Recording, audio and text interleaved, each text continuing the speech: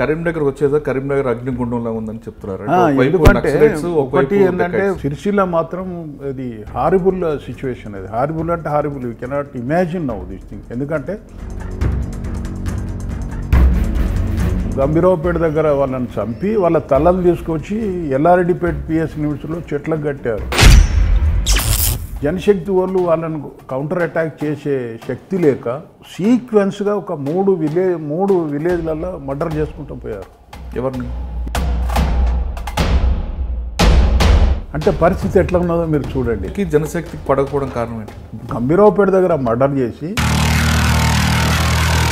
ఈయన Sircilla municipal commissioner కింద కూర్చుండబెట్టి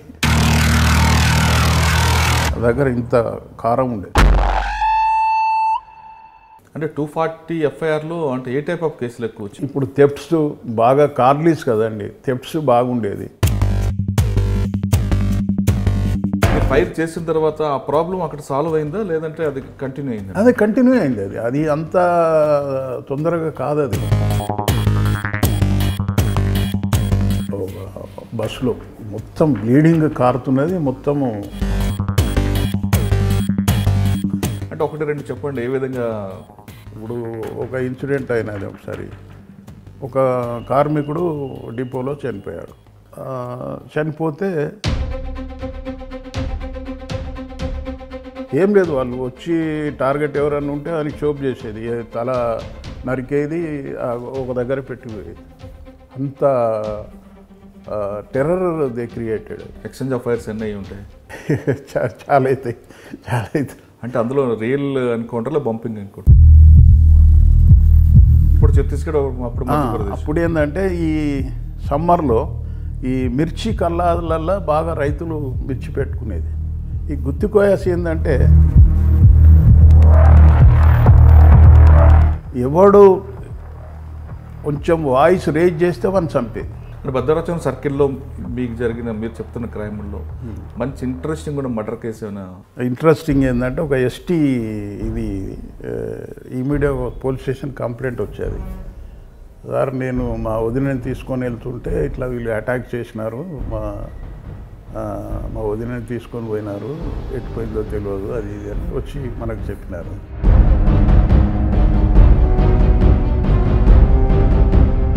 నాకు దాహం వేస్తుందంటే ఎట్లా లేదు, నీళ్ళు లేవు కదా అంటే వాడు మూత్రం పోయి తాగుతానంటే మూత్రం పోస్తే తాగినాడు. అంటే యాక్చువల్గా ఏం జరిగింది? వాలి చనిపోతే వాలి భార్యను సుగ్రీవుడు చేసుకున్నాడు. కాబట్టి ఏంటంటే వాళ్ళు ఎందుకు ఇది డిసైడ్ చేసేదంటే ఒక స్టోరీ అల్లాడు, చెప్పాడు. తర్వాత వాళ్ళు చెప్పింది ఏంటంటే సార్ ఈమె చాలా జాగ్రత్తగా ఉంటుంది, నైట్లో ఐడెంటిఫై అయితేనే ఎవరన్నా వచ్చి పిలిస్తే తలుపు తీస్తే లేకపోతే తీయదు సార్.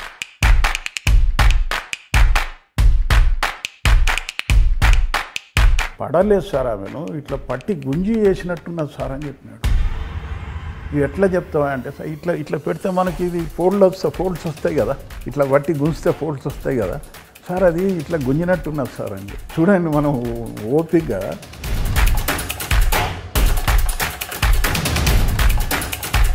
చిక్కుడు పందిరి కింద ఎందుకు పెట్టాడు? దాసినాడు. జనరల్గా భూమిలో దాస్తారు, వాడు దాసినాడు అంతే. అది ఎవడు ఇది చేయడు అని చెప్పి. ఇప్పుడు ఎవడైతే నేరస్తుడు కళ్ళల్లో కళ్ళు పెట్టి చూడాడు, అది రూల్, తంపు రూల్. ఇట్లన్నా చూస్తాడు, ఇట్లన్నా చూస్తాడు, అటన్నా చూస్తాడు, ఇటన్నా. కొంతమంది ప్లాంట్గా ఉండి కళ్ళల్లో కళ్ళు పెట్టి చూసే వాళ్ళు కూడా ఉంటారు కదా. సిద్దిపేటలో బుచ్చిరామరెడ్డి గారికి, ఇప్పుడు ప్రస్తుత తెలంగాణ ముఖ్యమంత్రి కేసీఆర్కి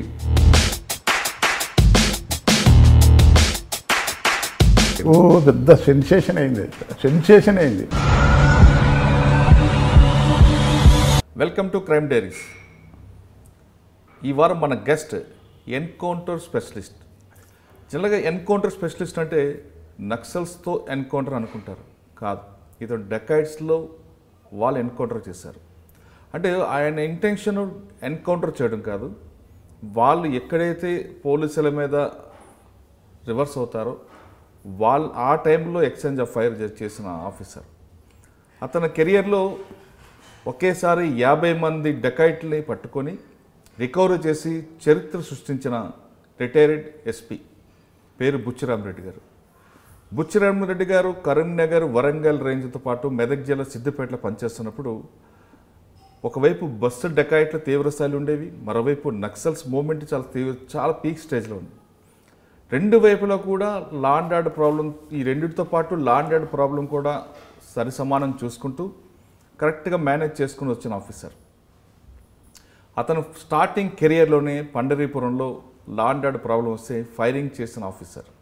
అయితే బుచ్చిరామరెడ్డి గారిని అడిగి అప్పుడున్న లా అండ్ ఆర్డర్ ఏ విధంగా ఉండేది, నక్సల్స్ మూవ్మెంట్ ఏ విధంగా ఉండేది, డెకాయిట్స్ని ఎలా కంట్రోల్ చేశారనే విషయాన్ని ఆయన అడిగి తెలుసుకుందాం. బుచ్చిరామరెడ్డి గారు నమస్కారం. నమస్తే సార్. Thank you. మిమ్మల్ని సిద్దిపేట డిఎస్పీ ఉన్నప్పటి నుంచి మేము ఫాలో అవుతున్నాం.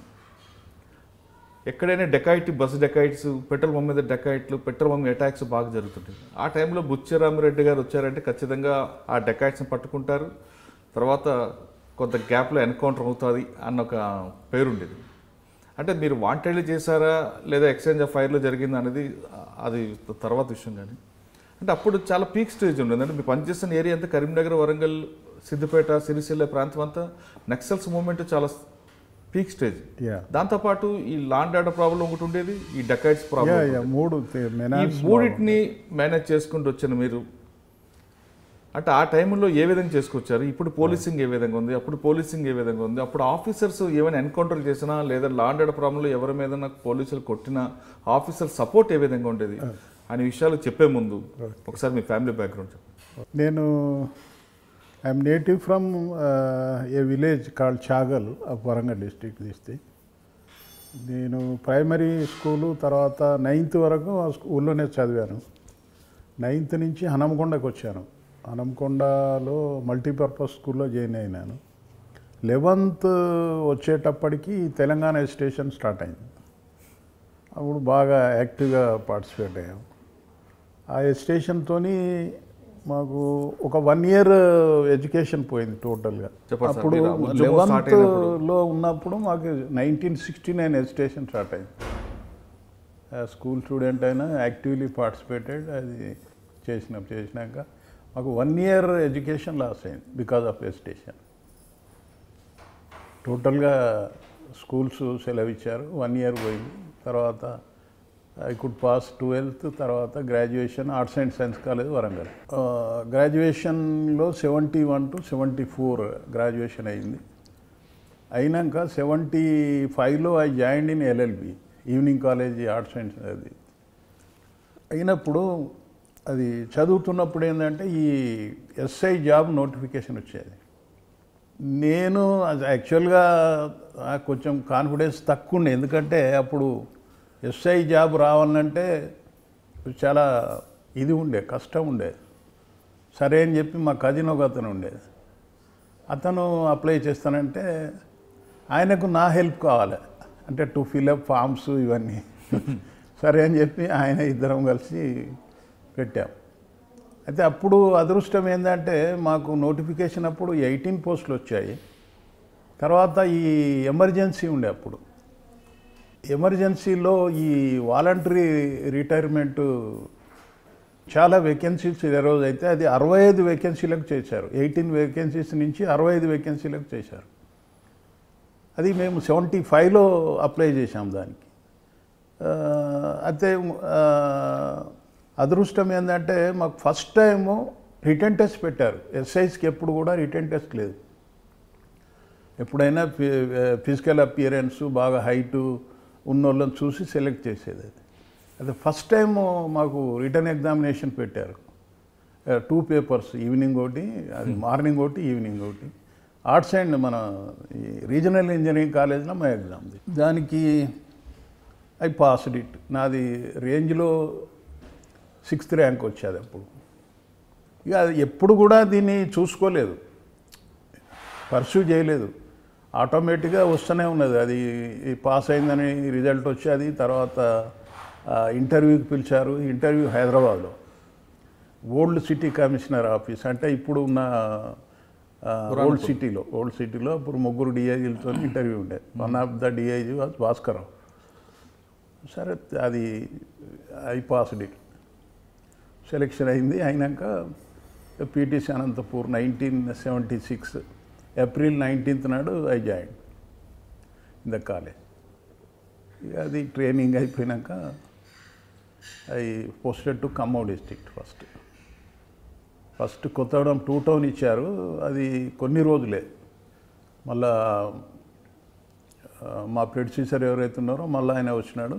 దాని తర్వాత I was posted to Karepalli PS of Khammam district. మీరు ఆ పొల్యూషన్కి వచ్చిన తర్వాత అంటే ఇక్కడ లాంటి ఆర్డర్ ప్రాబ్లం వచ్చిందని మీరు ఫైర్ ఓపెన్ చేశారు? చెప్తా. అది ఏమైందంటే అక్కడ ఒక విలేజ్ ఏంటంటే పండితాపురం అని ఒక విలేజ్ ఉన్నది. ఈ పండితాపురం విలేజ్లో అప్పుడు ఈ ఆర్గనైజేషన్ మావోయిస్ట్ ఆర్గనైజేషన్ ఏదైతే ఉన్నదో అప్పుడు అది సిఓసి కింద అది ఆర్గనైజేషన్ చేశారు. అందులోనే ఈ ఫ్రంటల్ ఆర్గనైజేషన్స్ ఆర్ఎస్యు, ఆర్వైఎల్ బాగా కొంచెం యాక్టివ్గా చేయాలని చెప్పి ఆర్వైఎల్ యాక్టివిటీస్ పండితాపూర్లో బాగా స్టార్ట్ చేశారు. ఒక భూస్వామి యొక్క భూమి ఆక్రమించాలని చెప్పి. నేను అప్పుడు యంగ్ ఎస్ఐని, పెళ్లి కాలేదు, బ్యాచిలర్. మాకు డిఎస్పి ఉండే సూర్యనారాయణ అని చెప్పి మంచి డిఎస్పి ఉండే. అయితే ఈ రోజు వాళ్ళు ప్రొసెషను అటాక్ చేసుడు, ఈయనది చేను కోసుకొని పోవడు ల్యాండ్ ఆడిది, ఇవన్నిటికి ఏంటంటే మేము క్యాంప్ చేశాము. థర్డ్ డే నాడు ఏమైందంటే వాళ్ళు they have taken a position with lethal weapons, అది ఇల్లీగల్లీ వితౌట్ అవర్ పర్మిషన్. వాళ్ళ intention was to attack this thing if anybody resist. DSP గారు నేను ఇద్దరమే వి ఫాలోడ్ ద ప్రొసెషన్. ఎప్పుడైతే ప్రొసెషన్ వైలెంట్ అయిందో he ordered for lathi charge. Lathi చార్జీకి order చేసేటోరికి ఏంటంటే మా ముందు కాంటింజెంట్ ఏదైతే ఉన్నదో ఏపీఎస్పి ఫోర్సు వాళ్ళతో కంట్రోల్ కాలే. నేను అందులోనే ఉన్నా. అయితే ఈ ఆర్మ్డ్ ఫోర్స్ ఏదైతే ఉన్నదో దూరం ఉన్నది, వాళ్ళు అందుకోలేకపోయారు. ఇన్ ద మీన్ వైల్ ఏం చేశారు వాళ్ళు ఓవర్ పవర్ చేసి డిఎస్పిని ఒక బైలేన్కి లాక్కొని పోయి విపరీతంగా కొట్టారు. అసలు ముఖం షేప్ లేదు. అది ఇక ఏం చేయాలి, to rescue our self and DSP I ordered for opening fire. ఇద్దరు స్పాట్లో చనిపోయిన లేడీస్. నా దగ్గర ఇంత కారం ఉండేది. సీ దేర్ ప్రిపేర్డ్నెస్ చేసినాక వాళ్ళు డిస్పర్స్ అయినాక immediate this thing I took the DSP to Khammam hospital. బస్సులో మొత్తం బ్లీడింగ్ కారుతున్నది. మొత్తము అసలు మనిషి గుర్తుపట్ట రాకుండా పరిస్థితి ఉండేది. చేసినాక అది ఆయనను అక్కడి నుంచి ట్రీట్మెంట్ ఇచ్చినాక హైదరాబాద్ పంపించారు. Luckily survived. అంటే ఫస్ట్ పోస్టింగ్లో ఫైరింగ్ చేయడంతో అంటే మీకు కొంచెం ఇబ్బంది, ఆఫీసర్ నుంచి ఇబ్బందులు వచ్చాయి ఎంక్వైరీలు పేరు మీద? ఏం లేదు. నో ఇప్పుడు because this thing absolutely we are on the right way this thing. ఎందుకంటే to save our selfs, to save the properties and so our lives, to save our lives, I had to open fire this thing. మీరు fire చేసిన తర్వాత ఆ problem అక్కడ solve అయిందా లేదంటే అది continue అయిందా? అది కంటిన్యూ అయింది. అది అంత తొందరగా కాదు. అది ఎప్పుడంటే ఎట్లా కంటిన్యూ అయిందంటే తర్వాత ఎప్పటికీ వాళ్ళు ఒక మీటింగ్ పెడతామని, ఈ ఆర్వైఎల్ రాడికల్ యూత్ లీగ్, ఓకే, మేము దాన్ని పెట్టొద్దని దానికి ఒక మొత్తము ఒక 5-6 విలేజ్లలో 144 సెక్షన్ పెట్టి ఎవరిని గుమిగూడనియకుండా ఎక్కడ మీటింగ్ జరగకుండా మొత్తం ఒక 1-2 years నడిచింది. అది నేను ఉన్న రోజులు నడిచింది. అది తర్వాత మరి ఎక్కడ కూడా ప్రాబ్లం ఫేస్ కాలేదు? ఏది దేనికి? వాళ్ళు అక్కడే కాలే. అక్కడ మేము తర్వాత అప్పరేయండి మాది మీదే. ఎందుకంటే దాదాపు ఆ కేసులో ఒక 80 మందిని అరెస్ట్ చేశాము. 307 కేసు తర్వాత ఇవన్నీ పెట్టి అరెస్ట్ చేశాము. చేసి ఎక్కడ కూడా మీటింగ్ జరగనీయలేదు. మేము did not give any permission this thing. అది ఓకే, ఇన్స్ట్రక్షన్స్ ఉండే అట్లా. సెకండ్ పోస్టింగ్ ఎక్కడండి? సెకండ్ పోస్టింగ్ అప్పుడు ద గ్రేట్ దిస్ థింగ్ అది చనిపోయినాడు. సోమిరెడ్డి సార్ ఉండే ఎస్పీ, సి సోమిరెడ్డి గారు, బాగా డైనమిక్ ఎస్పీ వాజ్. తర్వాత I was posted to Yellandu. అక్కడ కూడా డిఫరెంట్ ప్రాబ్లం ఉంటుంది కదా. ఇక డిఫరెంట్ అంటే ఆడ కొంచెం లా అండ్ ఆర్డర్ ప్రాబ్లము, తర్వాత కార్మిక సంఘాలు ఇష్యూస్ కూడా అవి మనకు అప్పుడు అంతా వాళ్ళు అంత ఇది లేకుండేది. కార్మిక సంఘాలు అంతా మనకి లా అండ్ ఆర్డర్ ప్రాబ్లం క్రియేట్ చేసేది లేదు. కానీ జనరల్గా ఎఫ్ఐఆర్ వాజ్ హెవీ. మేము అప్పుడు అప్పటి రోజుల్లో నేను 245 ఎఫ్ఐఆర్ రిజిస్టర్ చేశాం. అంటే ఒక పోలీస్ స్టేషన్లో 245 అంటే అది ఇయర్ మంత్ అంటున్నారు. ఇయర్ అంటే అప్పుడు చాలా హెవీ అన్నట్టు అది. అంటే 240 ఎఫ్ఐఆర్లు అంటే ఏ టైప్ ఆఫ్ కేసులు ఎక్కువ వచ్చాయి? అన్నీ ఇప్పుడు థెఫ్ట్స్ బాగా, కార్లీస్ కదండి, థెఫ్ట్స్ బాగుండేది, థెఫ్ట్స్ బాగుండేది. అదే హౌస్ బ్రేకింగ్స్, థెఫ్ట్స్, కాలరీ దగ్గర థెఫ్ట్స్, కోల్ థెఫ్ట్స్ ఎక్కువ హెవీ ఉండే. ఓకే, అంటే ఆ డే హెచ్పి ఉండేదా, నైట్ హెచ్పి ఎక్కువ ఉండేది? నైట్ ఎక్కువ. మరి మీరు పెట్రోలింగ్ చేయడం, దాంతో వాళ్ళు కంట్రోల్ చేయడం చేస్తారా? ఎప్పుడు అది మేము, ఎందుకంటే because I was bachelor this thing, everyday cycle motor వేసుకొని ఎప్పుడు తిరిగేది. అది ఎప్పుడు కూడా ఇంట్లో పడుకునేది తక్కువ, very rare, even very rare. అట్లా మాకు సక్సెస్ కూడా చాలా అయినాయి అది. ఎందుకంటే అట్లా మనం ఎఫర్ట్ చేసేపటికే అది చాలామంది దొరికారు, నోటోరియస్ అఫెండర్ దొరికినారు. అది మొదటి నుంచి కూడా నేను I was interested in crime డిటెక్షన్లో నాకు చాలా ఇది ఉండేది. దొరికేది ఎట్లా అంటే అట్లా పోయేది, పట్టుకొచ్చేది, చాలా ఇది ఉండే. అంటే అప్పట్లో మీరు పట్టుకొని ఇంట్రాగేషన్ చేసిన తర్వాత అప్పుడు జరిగిన ఎఫ్ఐఆర్లో చెప్పేవాడా, లేదా కొన్ని మీ టార్చర్ తట్టుకోలేక వేరే ఎఫ్ఐఆర్లు కూడా యాడ్ అయ్యాయి? లే, ఇప్పుడు ఎట్లా కూడా ఏంటంటే అది నేను ఎప్పుడు కూడా వాళ్ళని కన్ఫెషన్ ఏంటంటే అన్డ్యూ అడ్వాంటేజ్ ఎప్పుడు తీసుకోలేదు. ఎందుకంటే వాళ్ళు చెప్పిన కన్ఫెషన్తో కూడా మళ్ళీ సీన్ రికన్స్ట్రక్షన్ చేయించేది. సపోజ్ నేను ఈ లేబర్ బస్సీలో చేసినానంటే అడిగేది ఎక్కడ అది ఎక్కడ దాని ల్యాండ్ మార్క్ ఏంది, ఎవరి ఇల్లు చూపెడతావా లేదా, చూపెట్టి మోడస్ ఆపరెండి ఆయన ఎట్లా చేసిండో అట్లా చెప్తేనే మేము దాన్ని అకౌంట్ తీసుకునేది. లేకపోతే అది మన టార్చర్కు భరించలేక ఆడు చెప్పింది మనం రాసుకొని అట్లా ఎప్పుడు కూడా చేయలేదు. అటెంప్ట్ ఎప్పుడు నేను చేయలేదు. ఇల్లందు తర్వాత ఎక్కడికి వచ్చారండి? ఇల్లందు నుంచి I was posted to Burgampadu. అది కొంచెం ప్లెయిన్ ఏరియా. ప్లేన్ కాదు, ఇక్కడ సారపాక బూర్గంపాడు. అది ఆడ కొంచెం ప్రాబ్లం ఉండేది. ఇది పేపర్ మిల్లు, భద్రాచలం పేపర్ మిల్స్లో. ఓకే, భద్రాచలం ఆడ కూడా ఒక బ్యాడ్ ఇన్సిడెంట్ అయింది. ఇప్పుడు ఒకటి భారత్ బంద్ అప్పుడు డిక్లేర్ చేశారు ఆల్ ఆపోజిషన్స్. అది ఐ థింక్ 1982 చేస్తే అక్కడ మొండికుంట అని ఒక విలేజ్ ఉండేది. ఆ రోజు జనరల్ ఇన్స్ట్రక్షన్స్ ఏంటంటే ఇది ఎట్టి పరిస్థితుల్లో భారత్ బంద్ జరగనివ్వద్దు అనేది ఇన్స్ట్రక్షన్స్ అప్పుడు గవర్నమెంట్ తరఫున. కాబట్టి ఏంటంటే మేము దాని గురించి ప్రివెంటివ్ అరెస్ట్లు అన్నీ చేసినా కానీ ఆ మొండికుంట విలేజ్ జర లెఫ్ట్ పార్టీస్ డామినేటెడ్ విలేజ్. అక్కడ వీళ్ళు బాగా చేస్తున్నారు, బస్సులు ఆపుతున్నారు, డ్యామేజ్ చేస్తున్నారు అనేది information. Then I went with my force this thing. ఎంత ఉంటుంది అప్పుడు, ఇప్పటి ఫోర్స్ కాదు కదండి, ఓ 3-4 మెంబర్స్ ఉంటారు. పోయి అది మధ్యలో ఉన్నాక అది మాతో కాలే, వాళ్ళు ఇనలేదు. ఇన్స్టెడ్ మేము మధ్యలో అయినాము, వాళ్ళు రౌండప్ చేశారు. దే స్టార్టెడ్ స్టోయింగ్ పెల్టింగ్ స్టోన్స్ తెస్తే పోలీస్ మీదకి. మరి ఏం చేయాలి? Again I ordered for opening fire. మళ్ళా ఫైర్ ఓపెన్ చేయాల్సి వచ్చింది. చేసి డిస్పర్స్ అయింది. వచ్చినాక అంటే అక్కడ ఏమైనా క్యాజువాలిటీస్ అయినాయి, ఒకటో ఇద్దరు చనిపోయినట్టున్నది ఐ థింక్. సో అంటే మీరు సర్వీస్లోనే ఎస్ఐ ఉన్నప్పుడే? అది ఎస్ఐ అయినప్పుడు I was so this thing బాగా కొంచెం ఫెరోషియస్ ఉంటుంది లా అండ్ ఆర్డర్ మ్యాటర్లో. దూసుకొని వెళ్ళిపోయేది. ఎప్పుడు కూడా వెనకంజ అనేది ఎప్పుడు వేయలేదు నేను, ఒక స్టెప్ వెనక నన్ను చేయలేదు.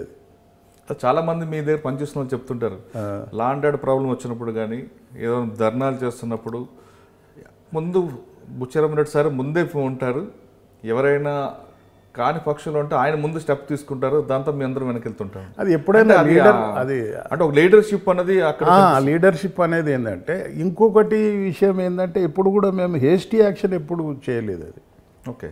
ఎప్పుడు అంటే వాళ్ళు మాబు వైలెంట్ అయ్యి, ఎప్పుడు కూడా ఏంటంటే మాబు వైలెంట్ అయినప్పుడే మనం ఫోర్స్ చేస్తే వాళ్ళు వింటారు. వాళ్ళు వైలెంట్ లేనప్పుడు మనం ఏమైనా ఫోర్స్ యూజ్ చేస్తే వాళ్ళు మన మీద తిరగబడతారు. అది అంతే. అది కాబట్టి ఏంటంటే by all means I try to subside the matters. కాకపోతే ఇంకొక యాక్షన్ కూడా చేసేవారని మీ వాళ్ళు చెప్తుంటారండి.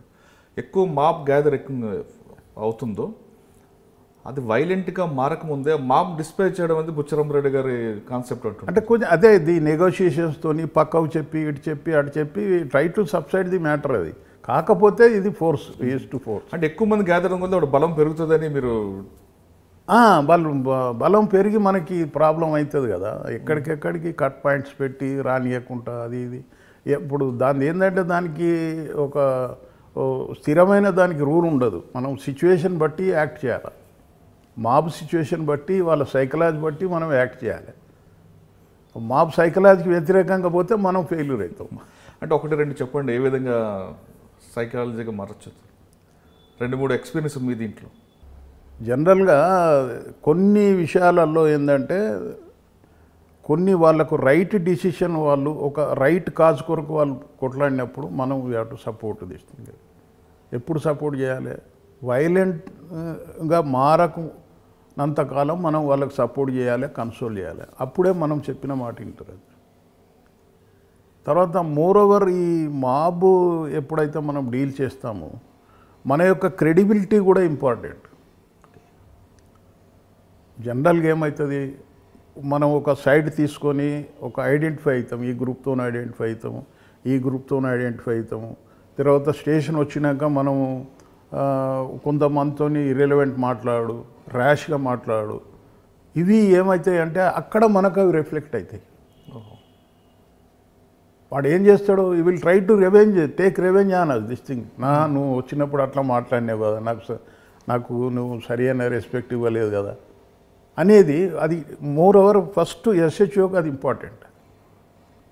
ఎవరితోని కూడా మనము ద్వేషం కానీ ఇది కానీ ఎప్పుడు కూడా పెట్టుకోవద్దు. వాళ్ళు వచ్చినప్పుడు ఎంత ఇదైనా కానీ సముచితంగా వాళ్ళకి మనం రెస్పాన్స్ చేయాలి, కూర్చునబెట్టాలి, మాట్లాడాలి. మాట్లాడినప్పుడు మన మీద నెగటివ్ పాయింట్ అక్కడ ఉండదు.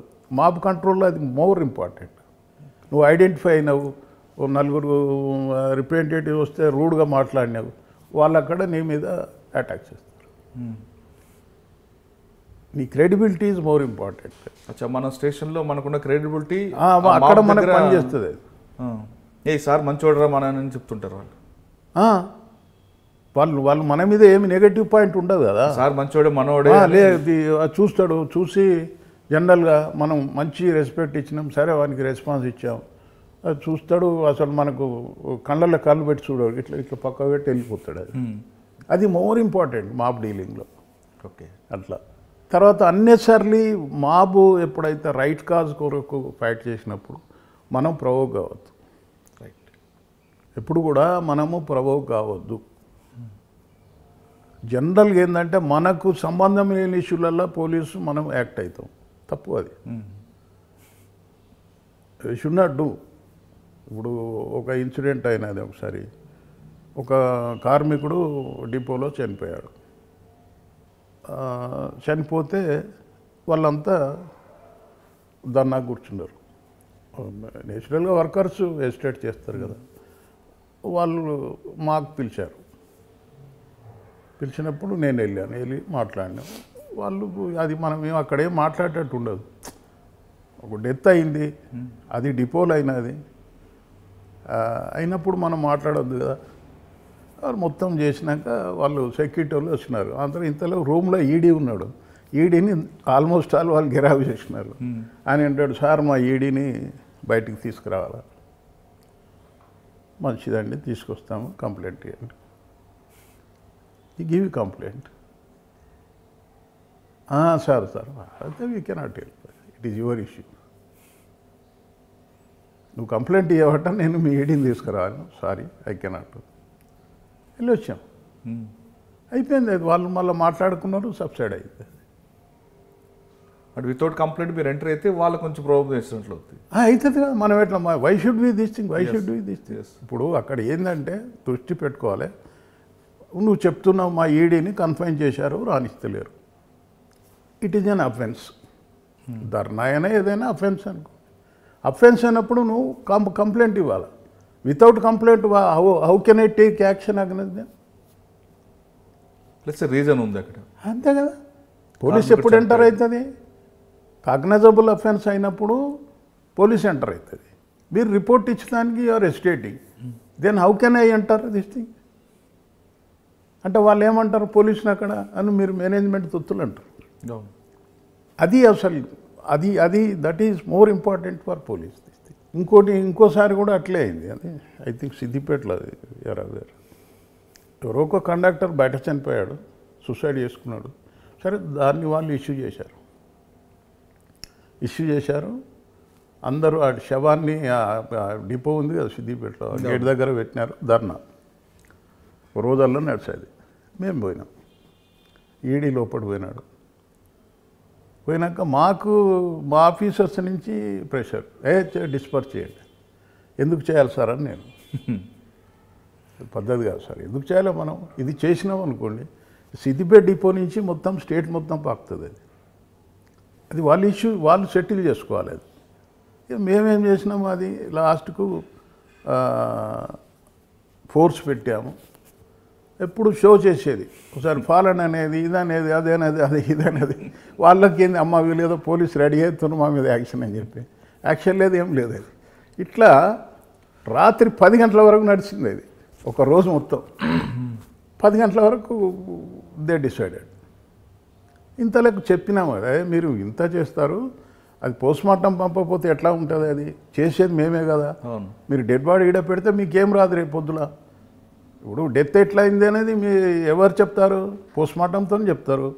అది పద్ధతి కాదు అని చెప్తే వాళ్ళు కన్విన్స్డ్ అయినాక వెళ్ళిపోయారు. తర్వాత ఈడీ అప్రిషియేటెడ్ దిస్ థింగ్. ఎస్పీతో వాళ్ళు చెప్తారట, అరే what the kind of DSP ఇది అని చెప్పేది. అది సిచ్యువేషన్ ప్రకారం మనం యాక్ట్ చేయాలి. రైట్. చేతులు లాఠీ ఉందని కానీ తప్పు, అది ఎప్పుడు కూడా తప్పు. అది use your common sense, understand the situation, act accordingly and according to the psychology of mob. Right. Suppose ఇప్పుడు ఎలక్ట్రిసిటీకి ధర్నా జరుగుతుంది. ఎలక్ట్రిసిటీకి ధర్నా జరిగితే పోలీసు ఇష్యూ కాదు కదా. అది మన ఇష్యూ ఏంది? రాస్తా రోకో చేశారు, ట్రాఫిక్ ఆగినది. ట్రాఫిక్ ఆగినంతగానం ప్రపంచం ఏం మునిగిపోదు, ఆకాశం ఊడిపడదు, మనం నెత్తిలేసుకొని. The issue has to be settled by concerned this thing electricity department. They have to come in to the picture, they have to talk to the agitators and settle the issue. అక్కడ మనం తొందరపడితే ఏమవుతుంది? మన మీదకి వస్తుంది కదా. Police ఎందుకు చెడు వస్తుందంటే దట్ ఈస్ ద రీజన్. అది అట్లా చాలా ఇది ఉంటుంది దీని మీద, మాబ్ సైకాలజీ. సార్, ఇల్లెందు నుంచి నెక్స్ట్ ఎక్కడ? ఇల్లందు నుంచి అదే బూర్గంపాడు చెప్పాను కదా. ఫైరింగ్ అయినాక కొంచెం ఆఫీసర్స్ వర్ హ్యాపీ. ఇప్పుడు ఎక్కడ బాగా ర్యాష్గా పోతాడు ఏందని చెప్పి I was posted to Venkatapur, Charla Venkatapur. ఇప్పుడు నవ్ అండర్ భూపాల్పల్లి డిస్టిక్. అక్కడ పోస్టింగ్ అయింది. అక్కడే నేను ఈ ఎక్స్మిజం గురించి నేర్చుకున్నది అక్కడే. 82లో. అంతవరకు పబ్లిక్ తెలియదు అక్కడ దళాలు ఏంటిది అనేది. 82లో మేము వెళ్ళినాక తెలిసినది అక్కడ దళాలు. అప్పుడు మావోయిస్టు, ఇప్పుడున్న మావోయిస్టు, అప్పుడు దాన్ని సిఓసి తర్వాత పీడబ్ల్యూజీ కింద మారినారు. వాళ్ళు అక్కడ దళాలు ఫామ్ చేశారు వెంకటాపురం గుట్టల మీద. 83లో I apprehended one hard core this thing. దళం వస్తే మేము అటాక్ చేశాము, ఒక్కడు దొరికాడు. అప్పుడు తెలిసినది వాళ్ళ డిజైన్ ఏంది. అప్పుడు వాళ్ళ యూనిఫాము, ఆలివ్ గ్రీన్ యూనిఫాము, వాళ్ళే వెపన్స్ తయారు చేసుకున్నారు. హ్యాండ్ గ్రీన్ అప్పుడు అంతా కూడా ఏంటంటే వాళ్ళ లోకల్ మేడే. అప్పుడు సొఫిస్టికేటెడ్ వెపన్స్ రాలేదు. చూడండి, వాళ్ళ దేనికైనా అది కమిట్మెంట్తో వాళ్ళు చేశారు. అది హిలెక్స్ మీద వాళ్ళు ఇది చేశారు. అది అప్పుడు తెలిసిపోయినది వాళ్ళ డిజైన్ ఏంది ఎట్లా అనేది. అప్పుడు వాళ్ళది చాలా ఉధృతంగా ఉండే. ఉధృతంగా అంటే ఒక విలేజ్కి వెళ్ళి అక్కడ మీటింగ్ పెట్టి ఒక 5-6 విలేజ్లు అసెంబ్లీ చేసేది అది. నేను అక్కడ నేర్చుకున్నది అక్కడనే. ఎందుకంటే అరెస్టెడ్ ఆ నంబర్ ఆఫ్ మిలిటెంట్స్. అప్పుడు వీళ్ళు వైలెంట్ ఉండే బాగా. ఈ ఎక్స్మిస్ట్ ఏదైతే ఇప్పుడు పీడబ్ల్యూ మావోయిస్ట్ ఉన్నారో ఏం లేదు, వాళ్ళు వచ్చి టార్గెట్